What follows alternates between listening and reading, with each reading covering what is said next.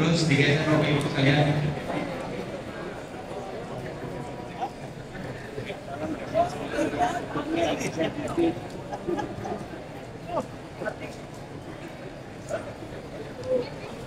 Terus digeser. Biar saudara-saudara kita bisa masuk.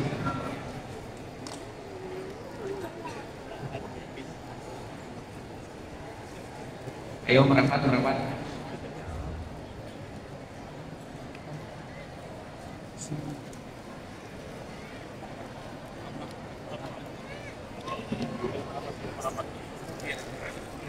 Sekali lagi mohon digeser untuk bapak-bapaknya. Assalamualaikum warahmatullahi wabarakatuh.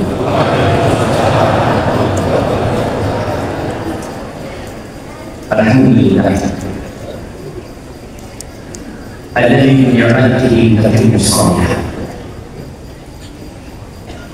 Segala puji bagi Allah Jalla Jalaluhu yang karena nikmat kebaikan-kebaikan menjadi sempurna, yang karena rahmatnya niat baik hamba dapat terlaksana. Allahumma salli wa sallim wa zid wa barik wa an'im ala abdika wa rasulika sayyidina wa maulana Muhammadin wa ala alihi wa ashabihi ajma'in. Amma ba'd. Ahibati fillah, kenapa kita datang ke tempat? Untuk apa sebenarnya kita berdesak-desakan, berpeluh pilih? Sebagian menjadikan topinya untuk iblis.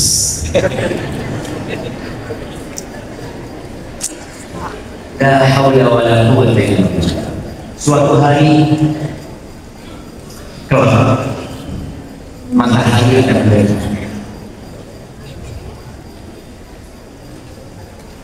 Kembali, awqat tinggi dengan sempurna di atas itu.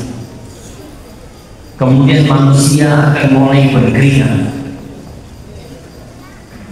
Tapi subhanallah, keringat mereka itu ternyata bukan karena panas matahari saat itu, tapi karena amalan mereka ini. Semua ketika kiamat terjadi, maka semua hitungannya adalah amal. Di dunia tidak. Kita melihat orang-orang yang mungkin amalnya sedikit, tapi dia dingin menikmati nasi. Dan boleh jadi yang amalnya banyak, ternyata dia harus berkeluh. Nanti di pada masyarakat yaumana tidak ilmu, pada hari tidak ada naungan kecuali naungan Allah Azza wa Jalla. Ada 7 golongan yang akan mendapatkan naungan, sehingga mereka selamat dari terik matahari disebabkan amal mereka itu. Dan harapan kita, semoga keringat kita yang keluar hari ini digantikan dengan naungan kelak pada hari kiamat. Alhamdulillah, lebih besar mana pahalanya yang berdiri sama yang duduk?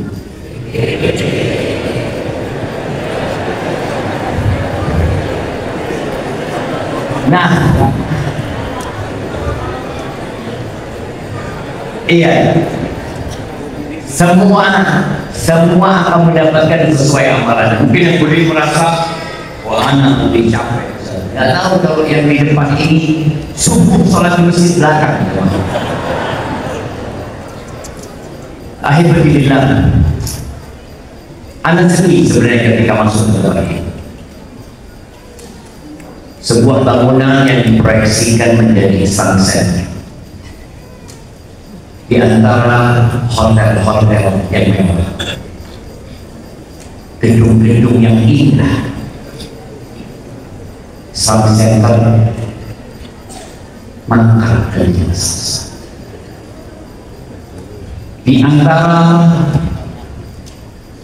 ruangan-ruangan yang penuh dengan AC, dingin, nyaman. Ternyata Islam Center tempat kumpulnya umat Islam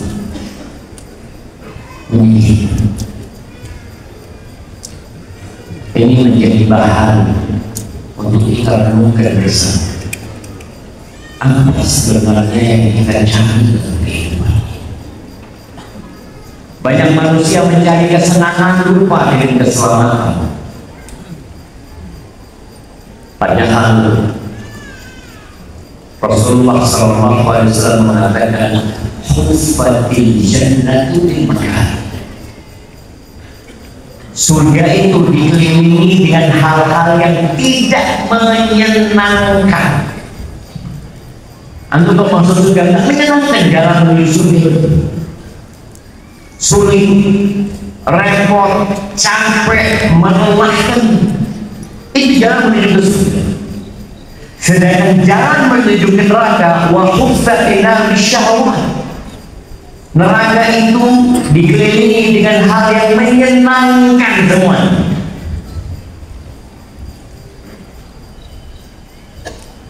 Maka tolong pikirkan kita ini mau kesenangan atau mau keselamatan.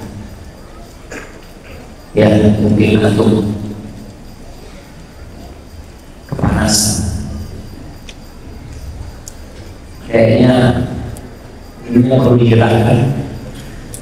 Karena ini bukan menyenangkan, menyakitkan sebenarnya.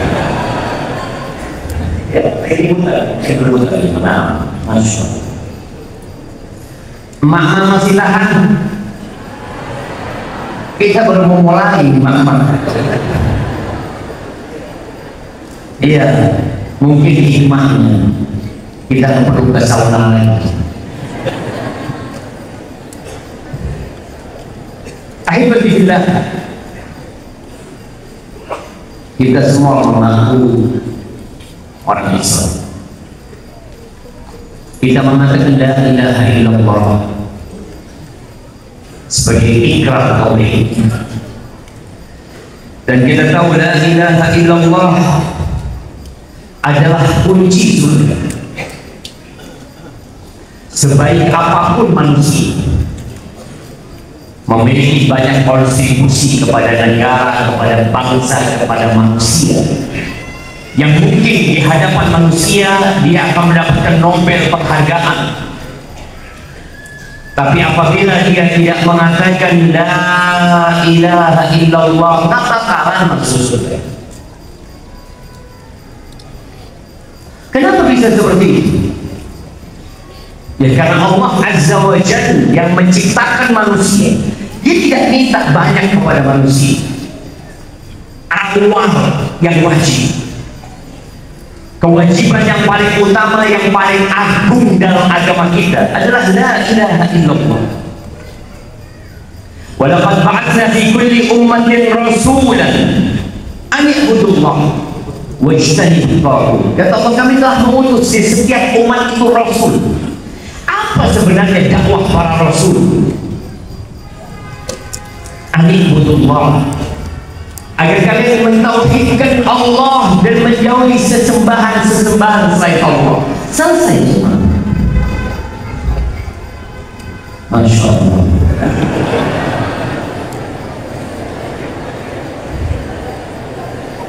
Dan Allah Azza wa Jalla berfirman di surat Al-Anbiya ayat 25, surat para nabi. Jamaah kita berada di awal Dzulhijjah, di hari-hari terindah sepanjang masa yang banyak dilalaikan oleh manusia. Nasihat anak buat semuanya, kalau masih membaca lelah, mungkin targetmu satu, aku hatam Quran 10 hari yang arti.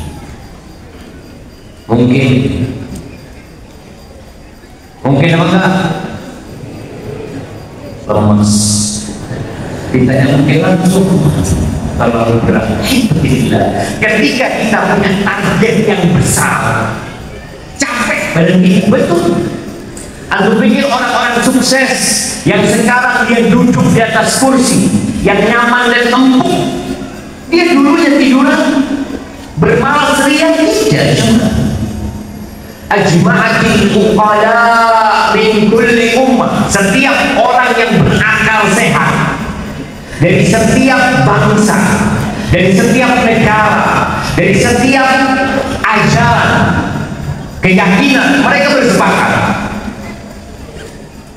Mereka membuat sebuah kesepakatan yang berdasarkan dari akal mereka. Apa kata mereka? An-na'im la yaj'ulunari, kenikmatan itu tidak dapat diraih dengan kenikmatan bisa. Yang ingin mencapai puncak Everest, Himalaya, apakah dia bersantai? Banyak yang mati demi mencapai sesuatu yang sebenarnya bukan apa-apa, hanya sebuah kebanggaan. Bagaimana dengan surga Allah?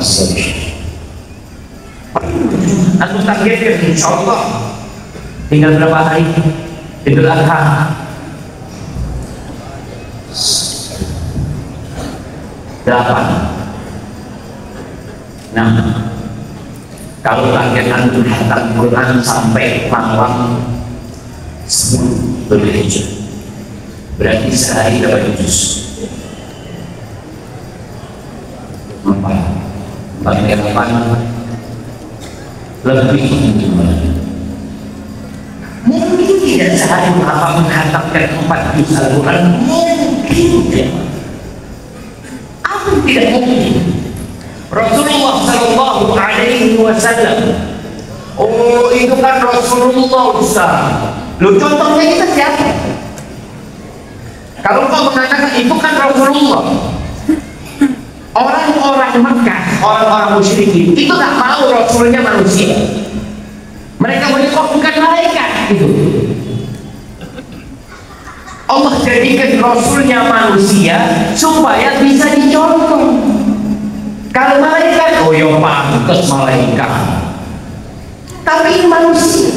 Qul innama ana basyarum mithlukum, katakan kepada mereka, aku ini manusia persis sama dengan kalian.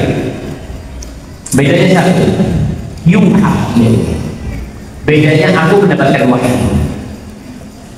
Kalau secara fisiknya beliau manusia, maka ketika ada seorang sahabat, bukan seorang sahabat, 3 sahabat, 3 orang pendekar yang ingin mendekatkan diri kepada Sang Pencipta dengan berlelah-lelah ria mencari keridhaan Allah.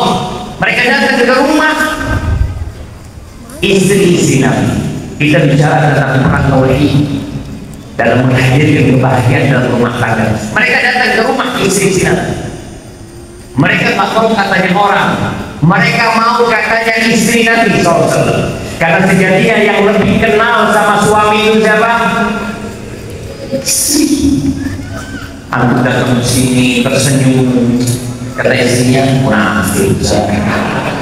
Tapi marah betul saja. Iya. Yang menangis 24 jam bersama itu. Nih mereka para sahabat ingin tahu bagaimana Nabi alaihi salatu di rumah 24 jam.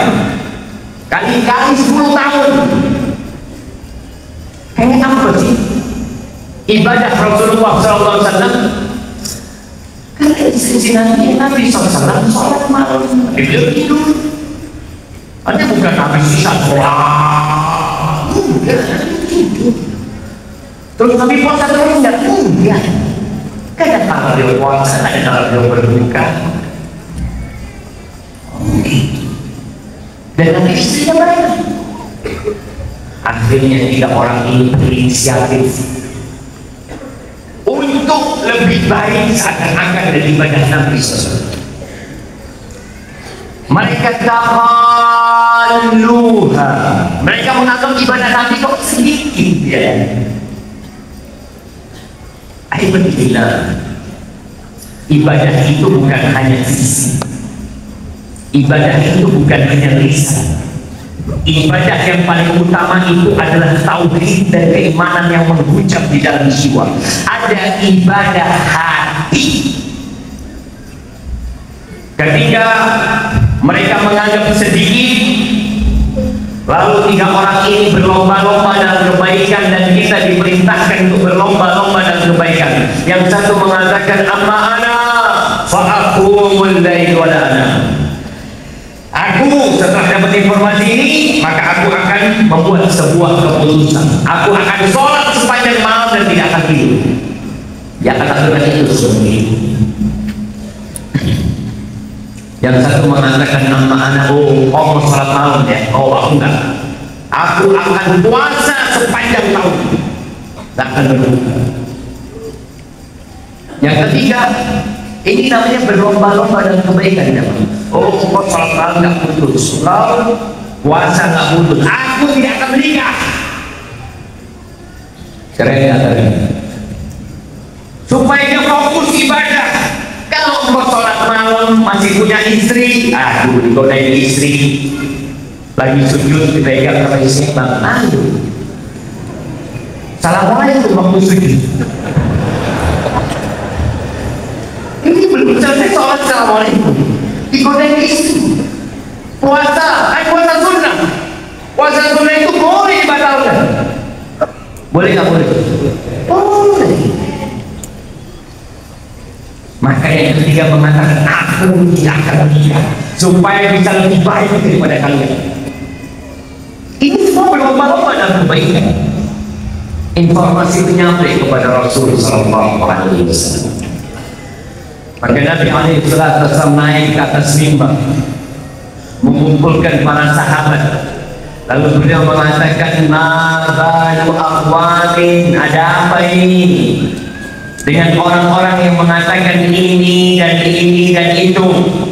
Ama wallah inni akhsyakum lillahi wa a'lamukum bih. Kata Bilal, aku orang yang paling takut kepada Allah, yang paling bertakwa di antara kalian kepada Allah, yang paling tahu tentang Allah.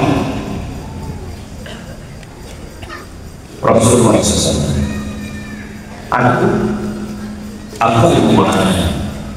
aku sholat malam dan aku tidur. Ini yang bisa dicontoh. Aku sholat dan aku tidur. Asumu wa uftir, aku berpuasa dan aku berbuka. Kadang-kadang tidak puasa berhari-hari. Itu aku kata Rasul. Tapi aku orang yang paling bertakwa. Jangan kemudian kalian lakukan itu merasa paling bertakwa nantinya. Wa atazawwajun nisa, dan aku menikah dengan wanita-wanita. Bukan mengatakan dengan wanita, dengan wanita-wanita. Tapi ternyata itu tidak membuat orang itu tidak bertakwa. Faman raghiba an sunnati falaysa minni. Barang siapa yang tidak menyukai sunnahku, dia bukan dari golonganku. Artinya tidak ngikutin Nabi Yesus. Mampu karena Nabi manusia yang bisa ditiru, dan beliau juga ibadahnya tidak berlebih-lebihan. Tadi Anda sampaikan, apa nggak bisa kita sehari 4 juz? Nabi SAW 1 rakaat 5 juz. Berarti mampu. Antum ketika tahu Rasulullah SAW melakukan itu, berarti antum mampu. Kenapa? Laqad kana lakum fi Rasulillahi uswatun hasanah. Telah ada di diri Rasulullah SAW suri tauladan yang baik. Ada di situ. Kalau mau nyontoh Nabi, jangan nyontoh Ustaz. Oh, saya mau kayak Ustaz. Kalau Ustaz ini nggak tahu gimana akhir hidup. Nah, ini tahu semua. Itu sahabat Nabi tembak sholat bersama Nabi. Nabi sholat berdiri. Nabi baca Al-Baqarah.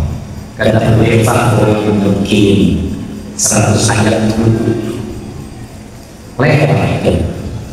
Kata beliau mungkin Al-Baqarah selesai itu lebar. Setelah Al-Baqarah baca An-Nisa waktu itu. Setelah An-Nisa Al-Imran itu cuma juz dan Hudzaifah mampu. Cuma kata Hudzaifah, ya Allah, apa punya niat jahat mau ditinggal Nabi SAW, dan ternyata mampu. Maka ketika antum melihat Rasulullah SAW melakukan itu, antum insya Allah mampu, tapi jangan terusah. Tapi kita bersama dengan saja. Nah, apa syaratnya? Apa syaratnya? Ikhlas. Syaratnya itu harus ada itu sama Allah SWT. Karena itu jangan pernah bersandar kepada kemampuan fisik kita, kekuatan kita. Jangan pernah. Allah sudah membuat keputusan wa khuliqal insanu dha'ifa. Manusia diciptakan lemah. Kita kuat karena Allah Azza wa Jalla.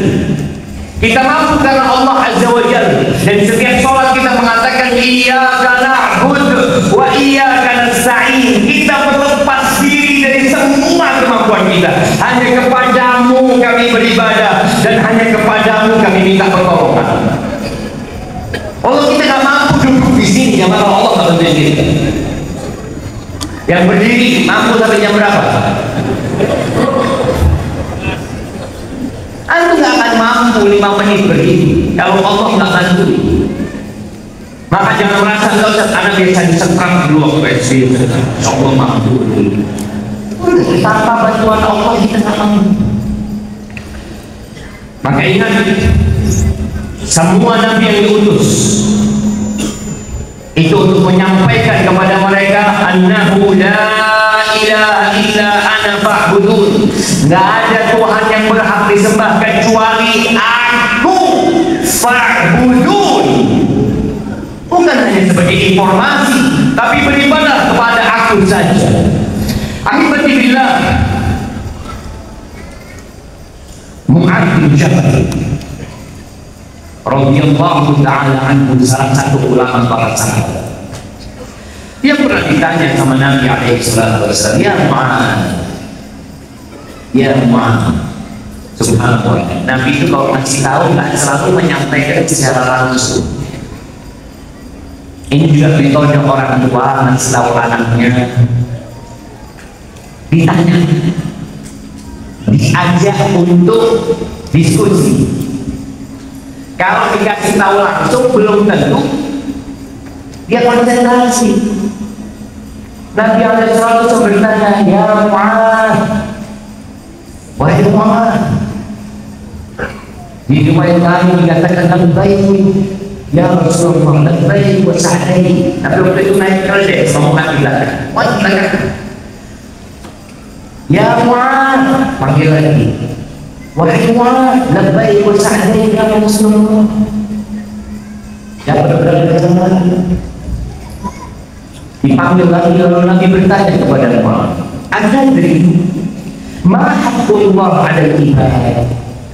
Mu'adz, kau tahu nggak hak-hak Allah yang harus ditunaikan oleh hamba-hamba Allah?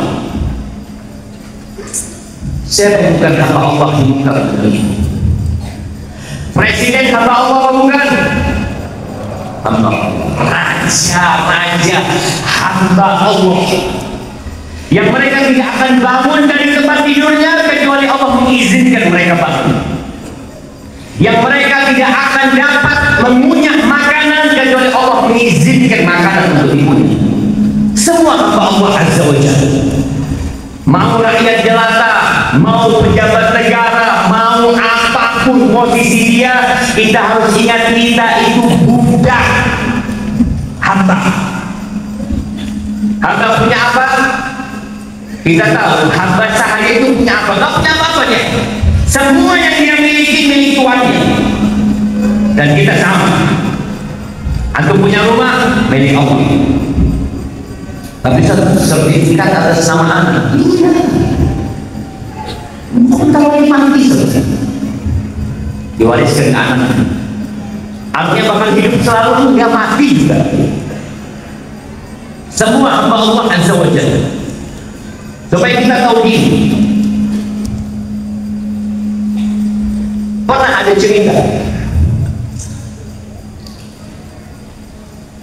ada seorang alim ulama lewat rumah bagus. Di rumah itu ada hiburan, ada musik-musik, ada biduan-biduan wanita nyanyi di rumah itu. Lewatlah alim ulama itu, diketuk pintu. Dia mau masuk nanggung, diketuk pintu. Keluar budak perempuan dari rumah bagusnya. Ketika keluar, ada ulama yang tanya. Ditanya sama budak itu, mau apa dengan ini? Nggak, aku mau tanya. Pemilik rumah ini budak, hamba sahaya, atau orang merdeka? Ya orang merdeka. Oh, iya, pantas dia melakukan itu. Ketika masuk budak ini, ditanya sama bisu, nama pemilik rumah ini. Anda sadar? Ada orang lewat aja. Terus dia tanya pemilik rumah ini budak atau orang merdeka? Oh, katakan orang merdeka. Terus jawaban dia, oh panas dia melakukan itu. Ini orang mikir, kok sampai bertanya seperti itu? Keluar diikuti lagi ulama ini. Kenapa kau tanyakan ini? Iya, aku tanyakan itu karena budak itu tidak akan melangkah kecuali dengan perintah Tuhan, perintah majikan, dengan aturan Tuhan. Tapi kalau orang merdeka nggak punya Tuhan, nggak punya Tuhan, ya pantas dia melakukan itu. Sejak itu orang ini bertobat. Supaya kita tahu kita ini budak. Maka apa hak Allah Azza wa Jalla yang menciptakan kita yang harus kita tunaikan sebagai budaknya? Kita makan rezeki dari pemberian Tuhan kita Allah Azza wa Jalla. Kita dapat berjalan dengan kaki pemberian Tuhan kita Allah Azza wa Jalla. Kita melakukan semua aktivitas dengan milik Allah Azza wa Jalla. Apa haknya Allah yang harus kita tunaikan? Jamaah kita ini sering sama pekerja di rumah kita, yang punya pembantu, yang punya pegawai. Antum sering ngutut sama pegawai antum. Pembantu, itu mau nggak dibersihkan itu, tolong bersihkan. Kenapa antum berani mengatakan itu? Doa bahaya besar, ada bayar dia. Telat, seharusnya jam 7 masuk, jam 8 masuk, potong gaji. Kok udah yang tuh betul? Doa yang bayar. Dia kerja semana? Masya Allah, antum begitu keras karena merasa antum punya hak yang harus ditunaikan oleh pekerja-pekerja itu. Sekarang apa hak Tuhan antum yang memberikan kepada antum segalanya? Kata Nabi, kata Mu'adz bin Jabal, Allah wa Rasuluhu a'lam, Allah dan Rasulnya yang beritahu. Apa kata Nabi SAW? An ya'budu wa la yushriku bihi syai'a. Hak Allah yang harus ditunaikan sama hambanya, yang mereka makan dengan rezeki Allah, dengan karunia Allah, agar mereka mentauhidkan Allah, beribadah kepada Allah dan tidak menyekutukan Allah. Ada dua.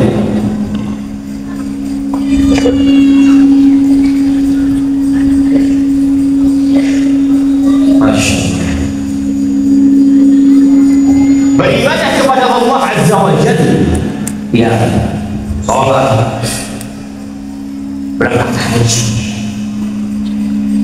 Apakah cukup? Ketika orang saya haji, saya umroh, saya puasa, saya sedekah, saya sudah beribadah kepada Allah.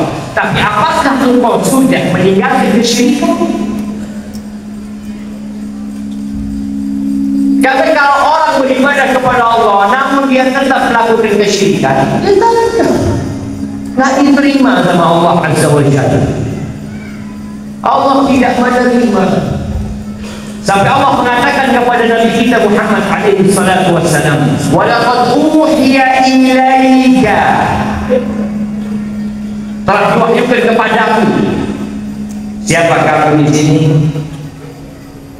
Siapa kamu di sini? Nabi Muhammad SAW. Kok sudah masuk? Ini kan ini saya teman. Anda ingin minum?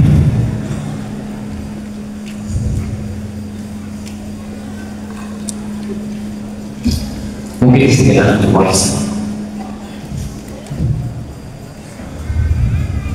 Puasa kepanasan pahalanya lebih banyak daripada puasa pakai asin. Alhamdulillah, Allah mengatakan kepada Nabi alaihissalam, "Walaqad uhiya ilaika wa ila alladziina min qablika," telah diwahyukan kepadamu dan kepada nabi-nabi sebelummu. Ini diwahyukan kepada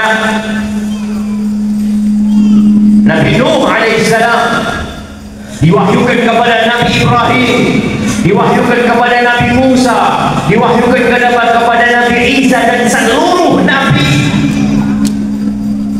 La in asyrakta la yahbatanna amalu. Kalau engkau melakukan kesyirikan, gugur semua amalan, hilang semua ibadah, habis ya mak.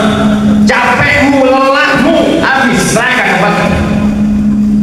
La yahbatanna amalu wa la takunanna minal khasirin. Engkau akan menjadi orang yang merugi walaupun kau ahli ibadah kalau kau melakukan kesyirikan.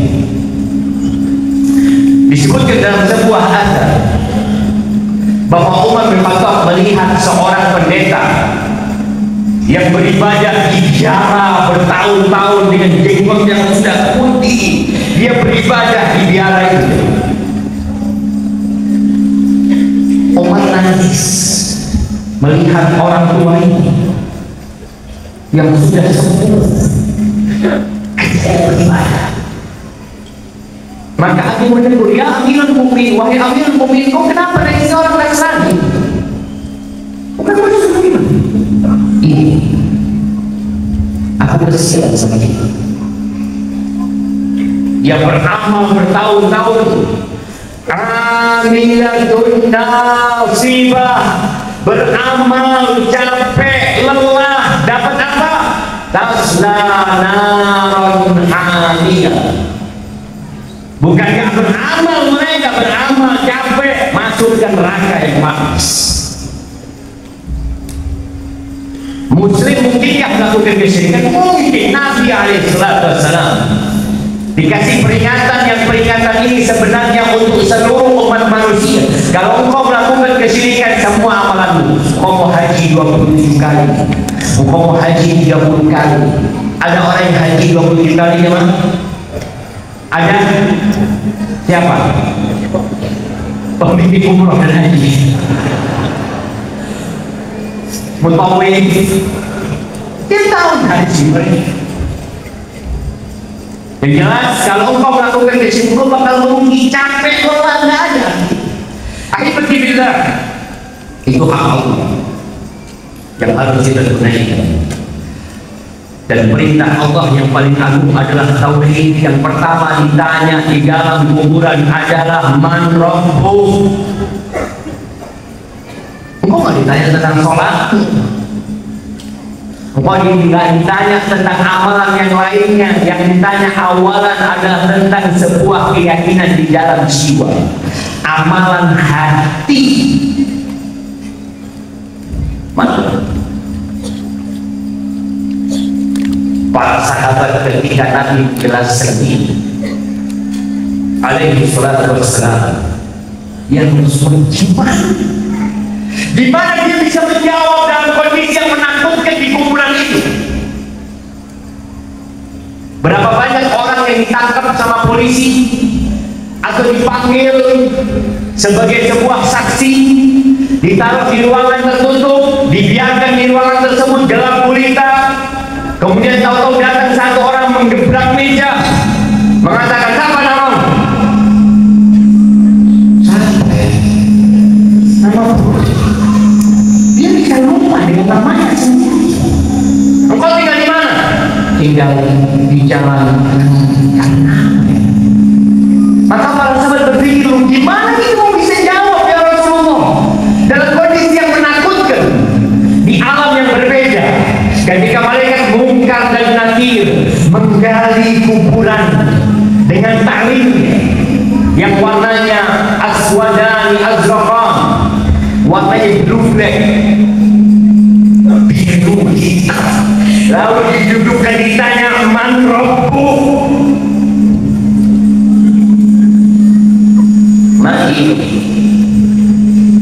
ma taqulu fi hadha ar-rajul alladhi bu'itha fikum.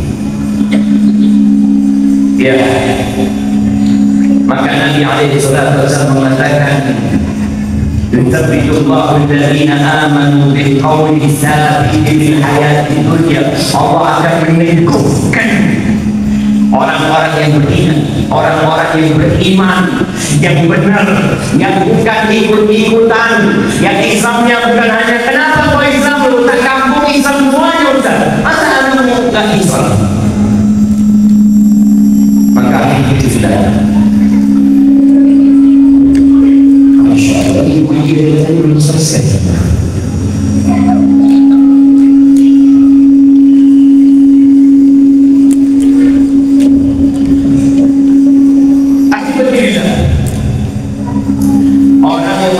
Dan Allah rumah tangganya pasti Ustaz, kok berani memastikan Ustaz? Pasti Allah akan mendapatkan kedamaian, akan mendapatkan kebahagiaan, walaupun suaminya zalim.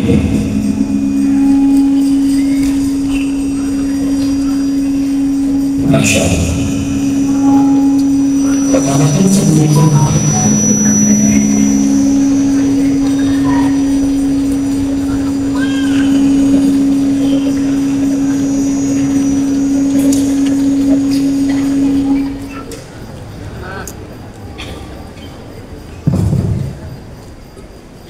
Nah,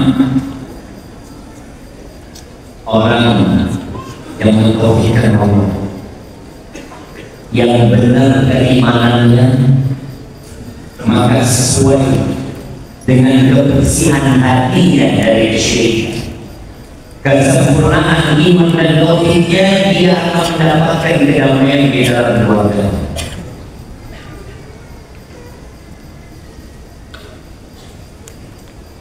Walaupun suaminya zalim,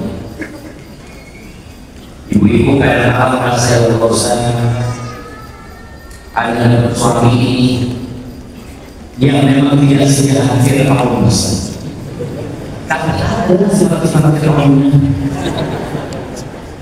Dia tidak seperti. Tapi ketika seorang istri beriman dan dia mentauhidkan Allah Azza wa Jalla, dia yakin la ilaha illallah, dia beriman bahwa diciptakan untuk mengabdi kepada Allah Azza wa Jalla, maka dia akan bersabar seperti sabarnya istrinya Fir'aun. Akan siap disiksa, dibantai, tapi dengan penuh kedamaian dia mengatakan, sampai menjadi percontohan buat Allah. Allah kasih contoh 4 wanita. Ibu-ibu lihat 4 wanita ini. Contoh yang ketiga itu istrinya Fir'aun. Wa daraballahu mathalan lil ladzina amanu imra'ata Fir'aun. Allah jadikan percontohan dari golongan orang-orang yang beriman, istrinya Fir'aun. In qalat rabbi ibni li 'indaka baitan fil jannah. Dia disiksa, kedua tangannya diikat, kedua kakinya diikat, diletakkan di atas sana. Bayangin kira-kira apa yang akan dilakukan Fir'aun? Dipecut, dijerah, dicemur di matahari, tetap dia mengatakan la ilaha illallah. Di beberapa cerita, beberapa asal disebutkan diambilkan batu, dikeprokkan kepalanya. Apa yang dia katakan? Rabbi ibni 'indaka baitan fil jannah. Wahai Rabbku, bangunkan buat aku di sisimu rumah di surga. Wa najini min fir'auna wa amalihi wa najini minal qaumil zalimin. Selamatkan aku ya Allah dari Fir'aun dan kelakuan dia dan dari perbuatan orang-orang zalim. Artinya dia merasakan kedamaian walaupun disisa, walaupun hidupnya susah. Dia mendapatkan kebahagiaan itu karena kebahagiaan ini jemaah bukan diharapkan. Oh, senang banget ya, Masya Allah, mobil bagus. Ada seorang perempuan ngomong sama perempuan lain, mobil bagus, tasmu bagus, sepatu bagus, handphone bagus. Engkau pikir dia bahagia di mana? Dia aku punya semua kayak gini. Tapi suamiku kalau masuk rumah kita semua kebetulan. Kita selalu berharap kapan suami keluar rumah. Ketika keluar rumah, alhamdulillah. Kalau bisa tak lagi Allah itu bukan di harta, kedamaian dan kebahagiaan. Allah berfirman di surat Al-An'am ayat ayat 79, dan di ayat selanjutnya ayat 80, 81, 82 ini cerita dari Ibrahim. Nabi Ibrahim dibantah oleh kaumnya ketika mendakwakan kaumnya, ditakut-takuti dengan berhala-berhala. Engkau nanti akan mualan, engkau hidupmu akan berantakan, engkau akan punya anak. Sudah ditakut-takuti dengan berhala-berhala mereka. Apa kata Nabi Ibrahim?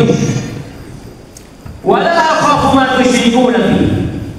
Aku gak takut dengan sekutu-sekutu kalian kepada Allah ini. Enggak, aku gak takut. Illa an yasha rabbi, kecuali kalau Allah berkehendak menetapkan bencana itu buat aku, ya sudah, aku akan diterima. Tapi bukan karena berharap-berharap itu. Ini tauhid. Enggak, aku gak takut. Kalau Allah tentukan, ya kata inna lillahi wa inna ilaihi raji'un. Maka orang yang beriman itu tenang hidup. Kemudian Nabi Ibrahim menjelaskan kenapa dia tak takut. Wala akhafu ma asyraktum.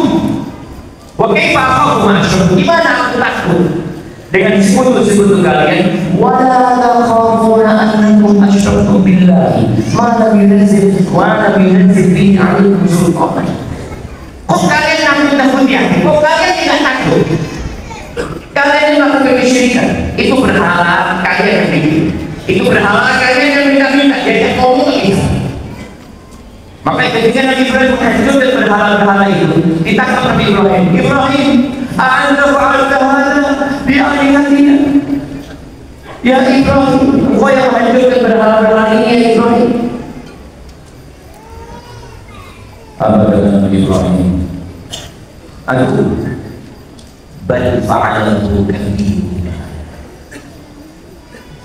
Yang menghancurkan itu yang paling besar adalah itu yang menghancurkan. Gak percaya kalian kan? Fas'aluhu, tanya sampai hancur. Tanya kan yang hancur tak ibarat kan itu. Kan Tuhan buat kalian ini. Tanya. Fas'aluhu berikan yang itu. Tanya kalau bisa ngomong. Gimana kesulitan kami pada patung? Patung gak bisa mau disembah sama kalian. Makanya kalian mengajak mereka berpikir, kalian takut sama Allah. Kalian menyebutkan Allah Azza wa Jalla, fa'ayyul fariqain ahabbu bil amni kuntum ta'lamun. Sebenarnya siapa yang lebih pantas merasakan kedamaian, keamanan? Aku tahu. Maka di situ Allah Azza wa Jalla mengatakan alladzina amanu wa lam yalbisu imanahum bidzulmin ulaika lahumul amn. Orang-orang yang beriman dan tidak mencampur adukkan keimanan mereka dengan kezaliman. Kezaliman yang tertinggi namanya apa? Syirik. di bawah kesyirikan dosa-dosa besar, di bawah dosa-dosa besar, dosa-dosa kecil. Orang yang beriman dan tidak mencampuri keimanan mereka dengan keimanan, ulaika lahumul amn wa hum muhtadun. Mereka lah orang-orang yang mendapatkan keamanan dan mereka lah orang-orang yang mendapatkan petunjuk. Antum punya dosa berdampak kepada keamanan dan kedamaian rumah tangga. Pasti. Allah tidak membiarkan dosa. Tidak ada ceritanya dosa itu gak hilang, dilupakan. Antum yang lupa sekarang. Allah Azza wa Jalla mengatakan, "Laisa amanikum wala amani ahli kitab, man ya'mal su'an yujzal." Barang siapa yang melakukan dosa pasti dibalas, pasti. Pembalasan itu macam-macam modelnya, dan pembalasan dari Allah yang paling menakutkan tatkala kita tak bisa melakukan ketaatan. Di 10 awal Dzulhijjah teman-teman khatam Quran, teman-teman sholatnya 40 rakaat, antum tetap 17 rakaat. Anda wajib berusaha. Ini orang sekarang tambah pinter, tambah jauh kayak kamu dari kebaikan. Ketika dikasih nasihat ini masuk 10 awal Dzulhijjah, antum mau pasal terlatih. Emang wajib? Sudah. Habis itu dia main bola. Antum mau main bola di 10 awal Dzulhijjah? Apa? Yang sudah ditinggalkan, yang kembali kelihatan. Kita tuh disuruh berlomba-lomba dalam kebaikan, fastabiqul khairat. Tapi memang ada dosa yang kita kerjakan yang membuat hati kita lemah untuk melakukan ketaatan. Keributan di dalam rumah tangga, salah satu penyebabnya adalah dosa. Ini bicara kezaliman, apalagi kesyirikan. Sebagian orang, ya, anak pernah ditelepon sama kawan dulu, bukan kawan, ada seorang telepon anak waktu anak masih mahasiswa. Dia telepon, "Ustaz, anak minta amalan." Amalan apa? Anak punya istri kayaknya bermain sama orang lain. Kan dia tidak jadi. Arab Saudi mungkin pulang setahun sekali atau 2 tahun sekali dia pulang. Dia minta amalan. Yang sampai atau baca doa minta sama Allah Subhanahu wa taala. Untuk jatuhkan itu ada minta amalan yang isi anak yang bisa dizinai orang. Gimana? Dengan isi ada. Di beberapa daerah itu ada suami-suaminya kalau dia mau merantau istrinya itu isi itu. Dia itu berangkat ke satu dukun yang kadang-kadang dukun ini dia kayak anak penampilannya orang pintar. Ada dulu juga bang pada waktu pakai peci lebih pertama kali di mana itu salah satu kawan. Janganlah kayak ini pun. Iya, sampai jadi jelas. Dia ambil kopi anak, dia kasih kopi dia, pakai itu, kopi hadis. Karena ada dukun itu pakai penci, pakai sarungnya. Dulu ada tetanggaan, ustaz sebutan dukun, sebutan ustaz. Jadi di rumahnya namanya ustaz. Kata anak-anaknya, kalau banyak orang sholatnya mereka ini berangkat melakukan sihir. Yang sihir ini dapat mengantarkan kepada kesyirikan dan kekufuran. Bahkan boleh jadi ada sihir-sihir yang memang kekufuran kepada Allah Azza wa Jalla. Dia katakan, mungkin namanya sebutannya ustaz atau apa. Dia minta, Pak Ustaz, saya minta supaya istri saya dijaga. Jangan sampai tergoda dengan wanita yang laki-laki. Sudah, betul. Istri selamat, nggak bisa dizinai orang, tapi dizinai sama dukunnya. Kan dukunnya punya kunci, dukunnya iri. Tapi seperti itu, nggak seperti itu. Ketika engkau ingin kedamaian, Fadillah ya Fadillah. Mau merantau, dia merantau ke Bekasi, merantau ke Jakarta, keluarganya di kampung.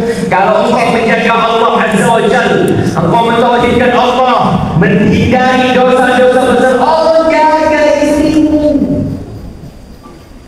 Tapi kalau seorang ini berzina di tempat perantauan, kemudian dia mulai ada ketakutan di dalam jiwanya, jangan-jangan istrinya dizinai, boleh jadi. Karena Allah tidak menjaga agama Allah, Allah tidak menjaga istri, Allah tidak menjaga keluarga. Maka alhamdulillah yang menjaga tauhidnya, menyelamatkan imannya dari berbagai bentuk dosa apalagi kesyirikan, dapat dua jaminan. Ulaika lahumul amn, mereka adalah orang yang aman hidup. Mau nggak makan hari itu dia tetap aman. Kata dia, ya ampun, kalau masih ada umur pasti aku makan. Dan kalau umur habis pasti aku mati dan apa di kuburan. Sudah orang akan kubur kenal. Tenang dia hidup. Dia tidak akan mencuri karena dia tahu la ilaha illallah. Dia tahu yang memberikan rezeki Allah Azza wa Jalla. Sebelum aku lahir, ketika aku masih janin berumur 120 hari, udah dicatat rezekiku. Tenang hidup. Ketika seorang wanita tahu-tahu ditelepon sama suami, suaminya mengatakan, istriku, maaf, aku kayaknya banyak salah sama kau, sepertinya aku ceraikan. Aku ceraikan kau dan semoga aku dapat ganti bagi. Kira-kira ibu mau apa? Inna lillahi wa inna ilaihi raji'un. Ketika itu musibah, karena ada yang diceraikan bukan musibah. Suami yang menceraikan, alhamdulillah. Jadi dulu aku kau ceraikan aku dicari, cuma aku menceraikan dosa. Bismillah, urus surat cerai. Semua terjadi dengan kehendak Allah Azza wa Jalla. Maka orang yang kurang imannya kepada Allah, maka dia akan sering galau hidup. Orang yang berpangku tangan, yang bersandar kepada pekerjaannya, ketika di PHK bingung dia, ya Allah, kok bisa di PHK ini pegawai terbaik padahal besar. Perusahaannya bangkrut, tapi ternyata kalau selama ini tidak bergantung sama Allah, nanti saya akan bagaimana anak-anak saya, bagaimana istri saya,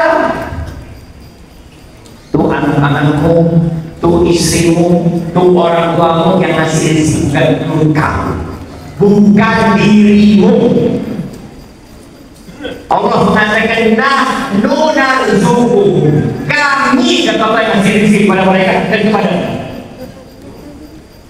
yang bermerasa, oh saya yang ngasih, enggak, Allah yang ngasih sama. Kembali kepada tauhid dan keimanan, maka kita harus sering-sering mengenal Allah Azza wa Jalla, mentauhidkan Allah dengan rububiyahnya, bahwa Allah yang menciptakan, Allah yang mengatur alam semesta. Ketika itu keluar dari sini, sadarnya hilang. Siap-siap hilang. Keluar hilang, ya Allah, kok ada maling kajian. Antum keluar hilang, katakan inna lillahi wa inna ilaihi raji'un. Ini ada yang melibatkan ada orang-orang kayak gitu ya. Setelah inna lillahi dia lihat ada yang melibatkan bismillah, dia pakai. Sama aja sama maling yang awal itu. Loh Ustaz, ana dizalimi. terus satu mendolimi orang lain. Nggak boleh. Maka ini yang perlu kita pelajari semua. Beriman bahwa Allah itu Rabbul Alamin. Tidak ada debu yang terbang dan masuk ke hidung antum. Tidak ada tetesan keringat melainkan dengan izin Allah. Allah tahu dan Allah menetapkan. Pulang, motornya hilang, spionnya hilang, helmnya hilang. Antum kata kenapa? Sudah anak udah kacang apa? Kacang apa ini? Anak solusi habis, helm hilang. Allah Akbar jemaah. Antum katakan innalillah. Boleh jadi helm itu hilang, sandal itu hilang gara-gara dosa yang hilang. Kenapa helm yang lain nggak hilang? Kenapa sandalnya bulan yang hilang? Kenapa sandal kita yang hilang?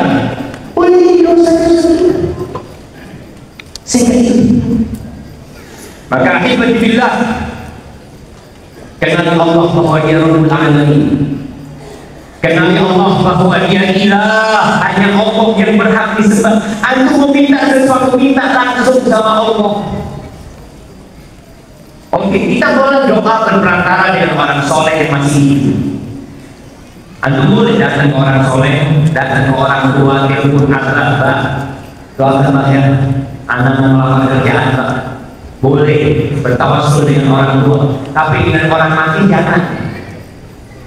Kenapa orang mati itu sampai nyolati? Orang hidup sampai doakan orang mati. Orang hidup sampai nganterin ke kuburan orang mati. Orang hidup. Setelah dia dikuburkan, dia mati, apa doa kita? Allahumma ighfir lahu warhamhu wa'afihi wa'fu kita nggak akan dia. Kok kita kemudian setelah dia mati kita minta sama dia? Aku boleh minta doa orang soleh masih hidup. Tapi kalau kita harus minta doa orang soleh masih hidup dan gak ada Allah ketemu, boleh jadi orang pura-pura soleh. Subhanallah. Allah mengatakan ud'uuni astajib lakum. Berdoalah, mintalah kepada aku, pasti aku kabulkan. Antum naik motor minta sama Allah. Antum di atas yang minta sama Allah. Antum nanti keluar beriringan manfaat dan berdoa memohon kepada Allah dimanapun antum berada. Jam berapapun antum mengatakan ya Allah, Allah beda. Nah repotnya. Tapi kan malah banyak dosanya besar. Antum katakan Allahumma ighfirli. Nabi Musa alaihissalam mengajarkan kepada kita pelajaran yang penting, dan juga sejak Nabi Adam alaihissalam pelajaran mengakui dosa. Jadi antum ketika berbuat dosa harus mengakui.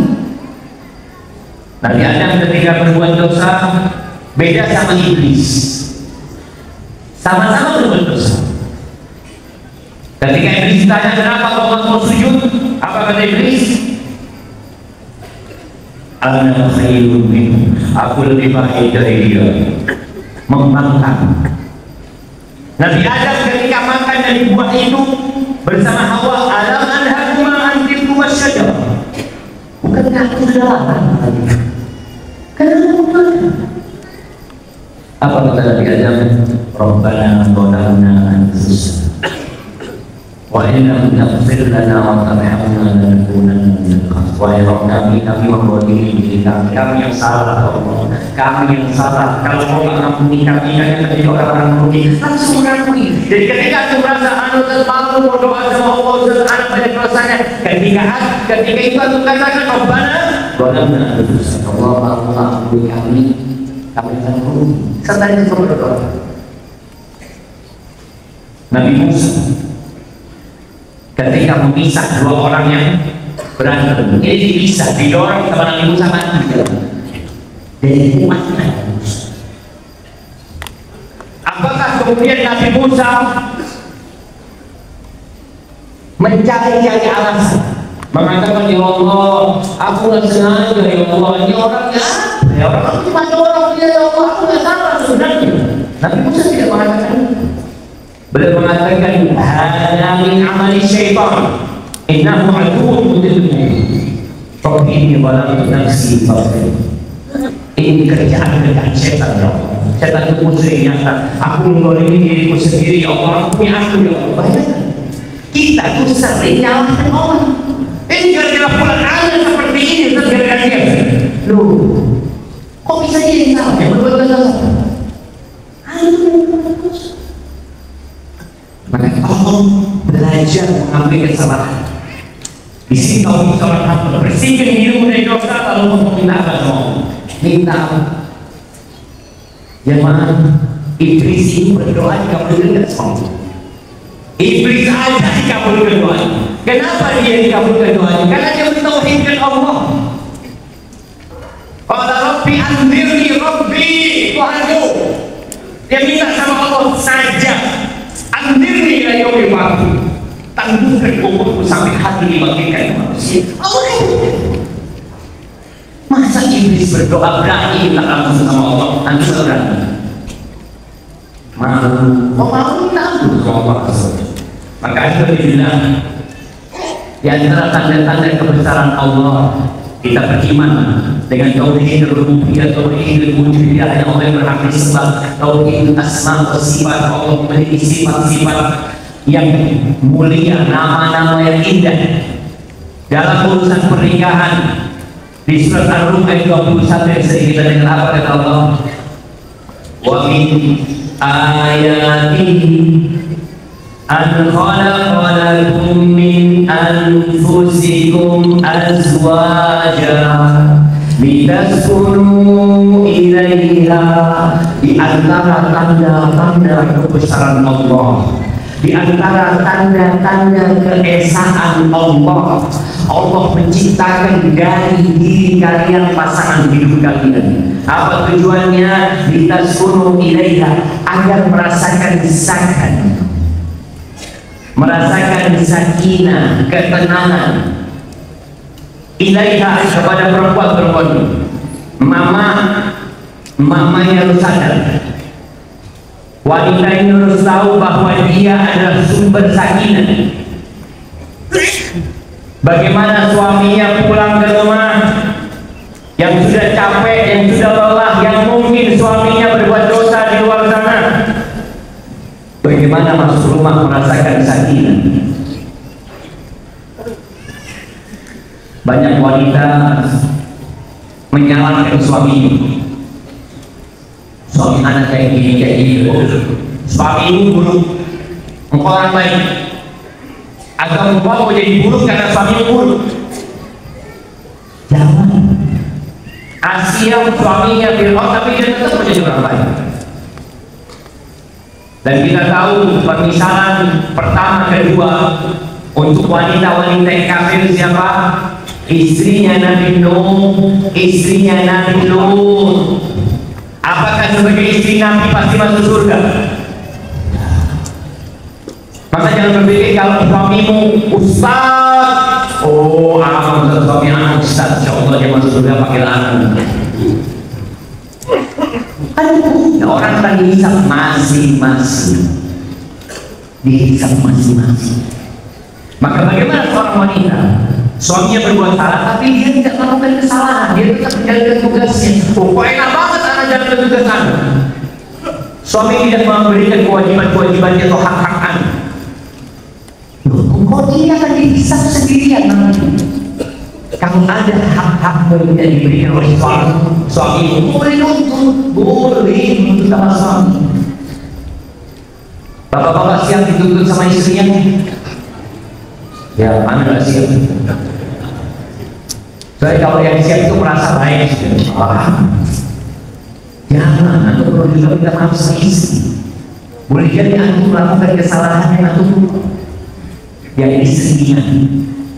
Ketika di padang mahsyar dia cari antum, ketika dia butuh amal soleh, lihat timbangannya kurang, oh suamiku, tambah bilang, ini ya Allah suka maki aku dulu. Suka jelek-jelekin aku. Iya. Duitku kadang-kadang hilang di dompet, dia kayaknya ngambil dompet. Mungkin ibu, mungkin saja. Oh. suami yang menuntut istri. Ya Allah, sekarang untuk pahala kayaknya duitku di dompet yang sering berkurang itu kelakuan istri. Ibu-ibu siap dituntut sama suaminya? Siap? Siap. Dia merasa sudah anak wanita yang pada bersyukur, anak wanita yang sabar. Nanti akan tampak pada hari kiamat. Nah, jadi akhirnya beriman bahwa tanda-tanda kebesaran Allah adalah rumah tangga. Terjadi sakinah. Maka di sini para wanita suaminya sebelum apapun sediakan tempat yang membuat suaminya damai di rumah. Semoga dia dapat hidayah. Anak ingat kisah seorang wanita, seorang syekh menceritakan wanita ini 18 tahun berumah tangga. Dia mau 6 tahun. Anak capek menghadapi suami. Makian dan siang ini. Tapi setiap kali Anda ditanya sama orang lain, gimana suamimu? Aku selalu katakan baik suami. Nggak pernah dia kira-kira suami. Baik banget suami. Dibandingkan yang lainnya. Dibandingkan dengan yang lebih boleh, berarti suaminya lebih baik lah. Dia baik terus. 6 tahun dia bersabar. Suaminya datang, dia layani, dia pokoknya sama, nggak pernah dia bantah suaminya. Setelah 6 tahun kata dia, suamiku seperti cicit di tangan. Selalu yang aku minta dikasih. Jadi baik benar. Tapi kalau perempuan sering curhat, gimana suamimu? Na'udzubillah. Ya, tapi aku beriman dengan takdir. Mungkin ini adalah karena dosa-dosa yang berjalan. Masih bagus. Tapi kalau mengatakan, na'udzubillah, kok bisa ya mendapat ini? Padahal aku sudah soleh. Kalau mau soleh, aku akan berikan hak suami. Itu kalau soleh, solihat, yang solehat, dia taat dan patuh sama suami selama tidak memerintahkan kepada keburukan. Waja'ala bainakum mawaddatan wa rahmah, dan Allah yang menjadikan cinta dan kasih sayang. Ada usaha dari kita. Nah, istri berusaha, suami berusaha. Di antara bentuk menumbuhkan cinta adalah memuji. Istri melihat suaminya, ya Allah, gagal banget. Padahal berat 120. Apa yang gagal? Oh enggak, gagal apa? Tidak benar. Aku tahu di beberapa daerah itu, ternyata orang yang gagal itu, yang perutnya besar. Loh iya cuma, anak melihat di beberapa daerah itu. Jadi buat kebanggaan mereka. Ini beda budaya, beda tradisi seperti itu. Ada yang seperti itu. Saya tak pernah gagal. Tapi jangan dihina suamimu. Ya Allah. Kok berapa bulan hari ini? Cinta dan kasih sayang udah mulai redup. Dikasih bensin lagi terbakar. Puji suami. Sang suami ketika istrinya lagi masak, ya Allah sayang, engkau kalau dilihat dari belakang itu kayak ada bulan. Nah, dari terangnya, kan pada seharusnya di depannya, ini dari belakang terangnya kelihatan. Masya Allah, itu termasuk yang menumbuhkan cinta dan kasih sayang. Ucapan cinta, ucapan sayang. Jangan kau mengatakan, Zat, anak sudah 60 tahun, Zat, malu mau cinta-cintaan, ketawa itu berjujuran. Iya, tapi ketika kau membiasakan itu, cucumu pun akan belajar bahwa ternyata cinta itu dijaga sampai mati. Walaupun sebenarnya bosan. Boleh bohong dalam urusan cinta ini boleh. Nah, pemain suami saya yang istrinya, bang, engkau cinta sama aku, ya Allah. Ambil pisau, berat aja. Engkau lihat ada nama siapa di sini? Artinya betul. Rayu itu antara suami istri penuh. Lama kelamaan Allah tumbuhkan cinta nanti. Kemudian seorang yang pernah melakukan kesalahan dalam hidupnya, jangan pernah berhenti minta maaf sama pasangan. Itu juga menumbuhkan cinta, mengusir kebencian. Inna fi dzalika laayatin liqaumin yatafakkarun. Itu adalah tanda-tanda kebesaran Allah buat orang yang berpikir. Alhamdulillah. Dan pada akhirnya orang yang mentauhidkan Allah Azza wa Jalla, Allah akan masukkan dia ke surga bersama keluarganya, bersama anak-anaknya. Walladzina amanu wattaba'athum dzurriyyatuhum biimanin alhaqna bihim dzurriyyatahum wa ma alatnahum min amalihim min syai'. Orang-orang yang beriman, yang mentauhidkan Allah Azza wa Jalla, diikuti oleh anak keturunan yang beriman, akan digabungkan nanti jamaah. Kita akan ketemu anak kita akan ketemu cucu kita tanpa mengurangi pahala yang lebih tinggi derajatnya. Sebagian orang mengatakan boleh jadi tuh anak kalau derajatnya di bawah diangkat sama bapaknya, atau kalau tidak sang anak bisa berkunjung ke tempat bapaknya, merasakan kenikmatan yang ada di tempat bapaknya. Barakallahu fiik, itu yang pernah sampai ke jemaah, karena anda melihat sudah lengket semua pada dunia.